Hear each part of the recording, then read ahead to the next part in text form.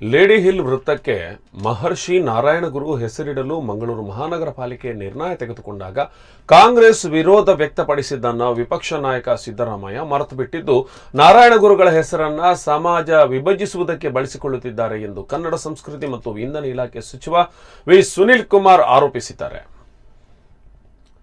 ಮಂಗಳೂರು ಮಹಾನಗರ ಪಾಲಿಕೆ ತೆಗೆದುಕೊಂಡ ನಿರ್ಣಯವನ್ನ ಕಾಂಗ್ರೆಸ್ ವಿರೋಧಿಸಿದ್ದರ ಬಗ್ಗೆ ಸಾಕಷ್ಟು ದಾಖಲೆಗಳಿವೆ. ಆದರೆ ಆ ಸಮಯದಲ್ಲಿ ಸಿದ್ದರಾಮಯ್ಯ ಮೌನಕ್ಕೆ ಶರಣಾಗಿದ್ದು ಯಾಕೆ? ನಾರಾಯಣ ಗುರುಗಳ ಬಗ್ಗೆ ನಿಮಗಾಗ ಗೌರವ ಇರಲಿಲ್ವಾ? ಕೇರಳ ಸರ್ಕಾರ ಸೃಷ್ಟಿಸಿದ ತಪ್ಪನ್ನ ನೀವ್ಯಾಕೆ ಪೋಷಿಸುತ್ತಿದ್ದೀರಿ ಎಂದು ಪ್ರಶ್ನಿಸಿದ್ದಾರೆ. ಹಿಂದೂ ಮಹಾಪುರುಷರ ಬಗ್ಗೆ ನಿಮ್ಮ ಗೌರವ ಹಾಗೂ ಕಾಳಜಿ ಸಾಂದರ್ಭಿಕವಾಗಿರುತ್ತೆ.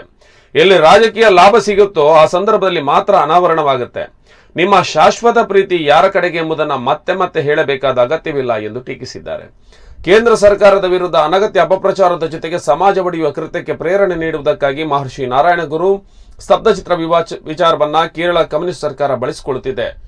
ವಿಪಕ್ಷ ನಾಯಕ ಸಿದ್ದರಾಮಯ್ಯನವರು ಉರಿಯುವ ಬೆಂಕಿಯಲ್ಲಿ ಮೈ ಕಾಯಿಸಿಕೊಳ್ಳುವ ಕೆಲಸ ಮಾಡುತ್ತಿದ್ದಾರೆ ಎಂದು ಟೀಕಿಸಿದ್ದಾರೆ. ಗಣರಾಜ್ಯೋತ್ಸವ ಪೆರೇಡ್ಗೆ ಸ್ತಬ್ಧಚಿತ್ರಗಳನ್ನು ಆಯ್ಕೆ ಮಾಡೋದು ಕೇಂದ್ರ ಸರ್ಕಾರ ಅಲ್ಲ, ರಕ್ಷಣಾ ಇಲಾಖೆಯ ಉನ್ನತ ಅಧಿಕಾರಿಗಳ ನೇತೃತ್ವದ ಆಯ್ಕೆ ಸಮಿತಿ ಸ್ತಬ್ಧಚಿತ್ರಗಳನ್ನು ಆಯ್ಕೆ ಮಾಡುತ್ತೆ. ಕೇರಳ ಸರ್ಕಾರ ವಿವಾದ ಸೃಷ್ಟಿಸಬೇಕೆಂಬ ಉದ್ದೇಶದಿಂದಲೇ ನಿಯಮ ಉಲ್ಲಂಘಿಸಿ ಜಟಾಯು, ಮಹರ್ಷಿ ನಾರಾಯಣಗುರು ಹಾಗೂ ಶಂಕರಾಚಾರ್ಯನ ವಿವಾದದಲ್ಲಿ ಹೇಳುತ್ತಂದಿದೆ ಎಂದು ಹೇಳಿದರು.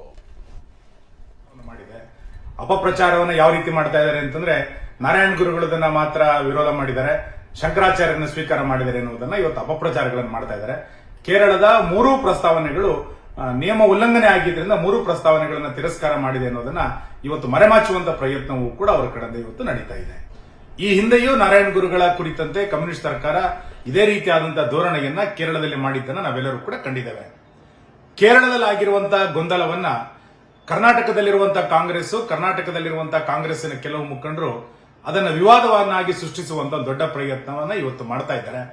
ಸಿದ್ದರಾಮಯ್ಯನವರ ಆದಿಯಾಗಿ ಕಾಂಗ್ರೆಸ್ ಇವತ್ತು ಸಮಾಜವನ್ನ ಯಾವ ರೀತಿ ಒಡೆದು ಆಳಬೇಕು ಅನ್ನುವಂಥದ್ದನ್ನ ನಾವು ಇವತ್ತು ನೋಡಿಲ್ಲ. ಅವರ ಸರ್ಕಾರ ರಾಜ್ಯದಲ್ಲಿದ್ದಂಥ ಸಂದರ್ಭದಲ್ಲಿ